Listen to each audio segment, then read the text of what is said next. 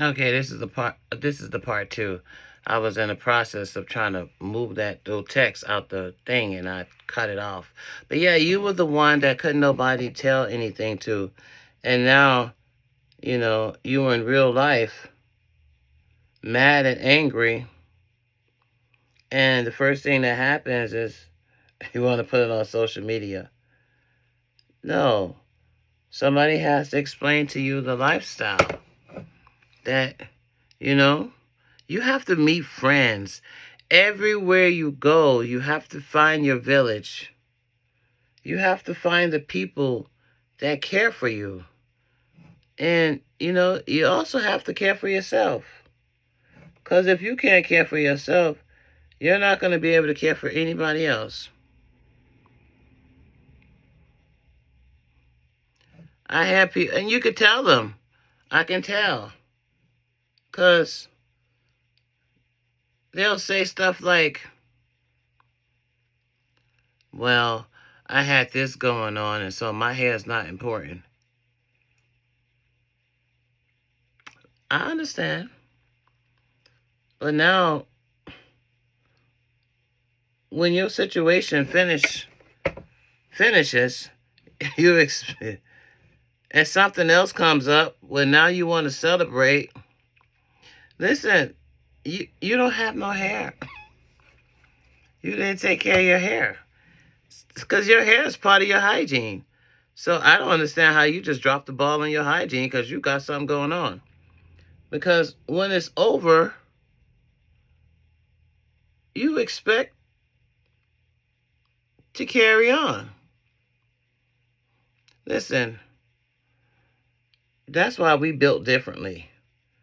And so, yeah, I don't care what's going on. I don't care who died. I'm still alive. And yes, I need to make sure that I put a comb through my hair. I just can't let my hair get matted up because it's already embedded in me to take care of myself, regardless. There was plenty of times that I'm like, what? Why he can't come? My baby is 11 years old, 11 weeks old, 11 days old, whatever. You ain't come see my baby. Oh, I have to work. Wow. That's so powerful. Because here we are, years later. And the thing about it is that when you're a kid, sometimes something can happen. Anything can happen. You might need a surgery. And you know what? Nobody stops to think and say, well, if it wasn't for your father working, paying for insurance, keeping the lights on, you get something in your eye. Go get some water. Put some water in it. Listen, if you didn't pay the water bill, ain't no water. You're going to start giving that man some credit. Talking to him crazy like everything free. It's not. So, yes, anytime I get to, and it's the same thing. It's not just about fathers. It's a parent. They make sacrifices for you. They teach you what they want you to know. And I don't care. We might be related, but they show me something different. Because I'm not you. And whoever your siblings are, they taught them something different. They taught them what they want them to know, and they gave them what they needed them to have. And the best gifts are free, because guess what they gave me? A voice. That's the worst thing you could have gave me. No, honestly, that's the best thing that they could have given me, because I'm going to tell you something about that voice. That voice saved me $10,000 one time, and I remember. Because I had somebody, and she wanted to have a surgery. And you know what they do. You know the game. Well, we got to make sure your heart is strong enough. They sent her to a cardiologist. And, oh, you have a problem. And you got to do this test and then that test. And $10,000 later, they said, okay, go ahead and have the surgery. Oh, that was the surgery money. So now, I don't know what it was. I don't remember exactly what was going on with me and how I felt, but my EKGs wasn't coming out normal. So y'all know how my hair real short and I wash it? Well, I washed it and wrapped it and went to my cardiologist appointment because I got to go see a cardiologist now. And I'm thinking, oh, Lord, they're going to charge $10,000 like her. No, absolutely not. So I told my doctor, go ahead and send over all of my EKGs so that when I get there, they don't be asking me a whole bunch of questions. You should have everything. She said, exactly, that's what I plan on doing. So there was a space in between the time that they booked the appointment and I'm here. So now I'm here and I have my little wrap. It was short, you know. But I don't know what I was going to do that day, but I had my curling iron in the purse. I was going to curl my hair when it dried because I got other things to do. So first of all, I get there. I'm sitting in the lobby, and the little girl says, she called me by my name. So I turn around, pick up my purse. I'm going to walk in there. And then she put a mister in front of my name. Now, you know I'm a little hot. She called me mister. I know my hair's short, but I know I got girl parts on me. She should know that I was mad. So then when I got up to her, I didn't make a scene, but when I got up to her, I said, why would you call me a mister? I heard you. She, I'm so sorry. I thought I saw. Yeah, but you looked at me. You saw me getting up. Call me a mister. So now we walking into the room. I'm still a little hot. So I was like, you know what? We sat down, and now she want to ask me questions. She going to pre-ask me all these questions before the doctor come in. And I said, you know what? Just stop. Because I'm still a little hot that you call me mister. I was smiling, but I was serious. I said, I'm still a little hot that you call me a mister.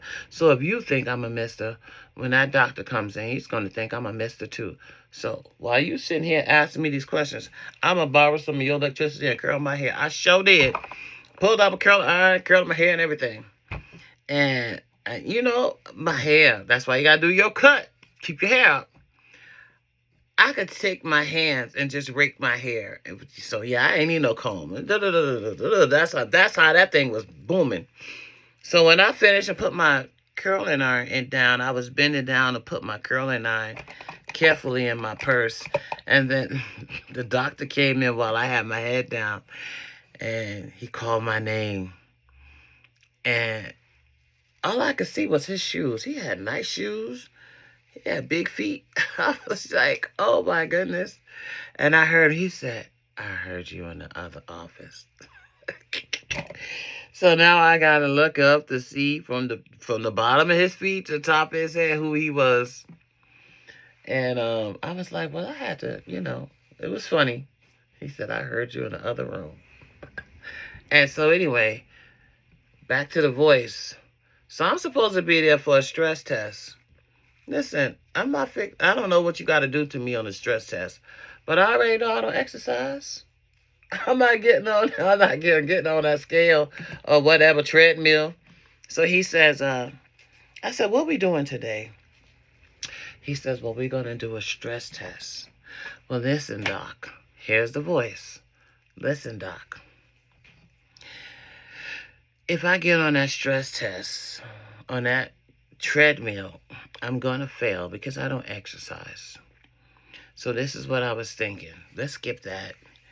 Because I ain't going to pass anyway. Plus I smoke.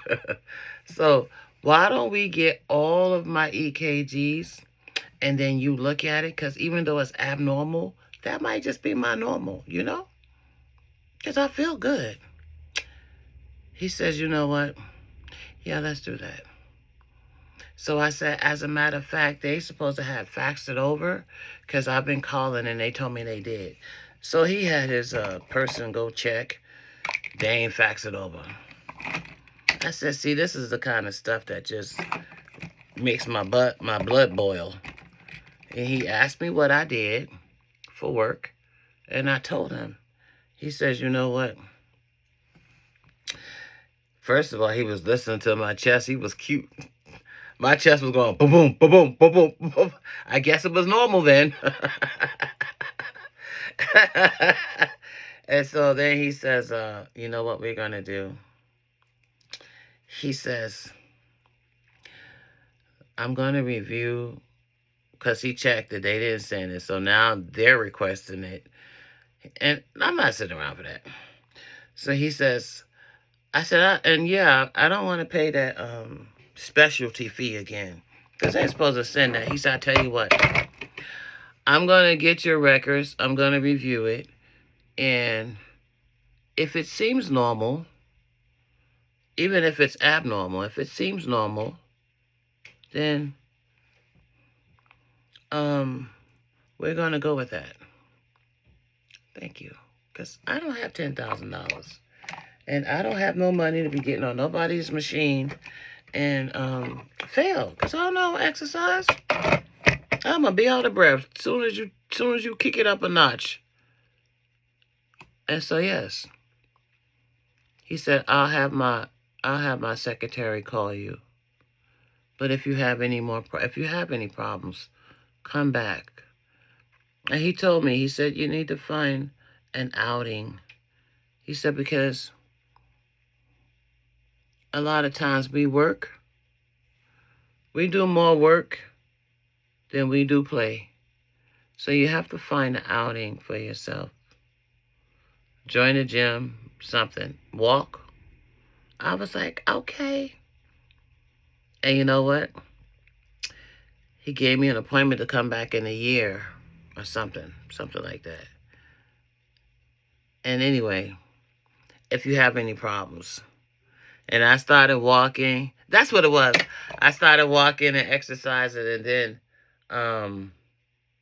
the next time I did an EKG, because my doctor repeated it, it came back normal. So I wrote him a letter. And I was like, I want to go ahead and cancel my appointment because my EKG came back normal. And I took your advice. And you know they wrote me back. So yes, if I didn't have a voice of myself, guess what? Kim would still be seeing a cardiologist, taking a pill. I'm not trying to do all that. So yes, your voice is important. My parents gave me my voice. They wanted me to be independent. And yeah, I don't care what the people say, because they're not me. So start giving them men some credit, your parents some credit, because if they taught you and you watched them work, they let you know that work is important. Because work pays the bills. It keeps the roof over your head. It keeps the water on. Keeps the electricity, you know. And you got to be able to take care of yourself. Doesn't matter what other people say. Because they're not you, and they don't have your parents. And sometimes it's not that parents don't tell you things, but listen, they're too busy trying to work. So now that you're grown and you're doing what you do, I just want you to know, stop putting all those expectations on people and learn how to work with somebody. Learn how to appreciate something, because it ain't easy. So, yes, work is important. So while you're trying to see what Kim doing, Kim going to work right now. Y'all have a good day. Bye.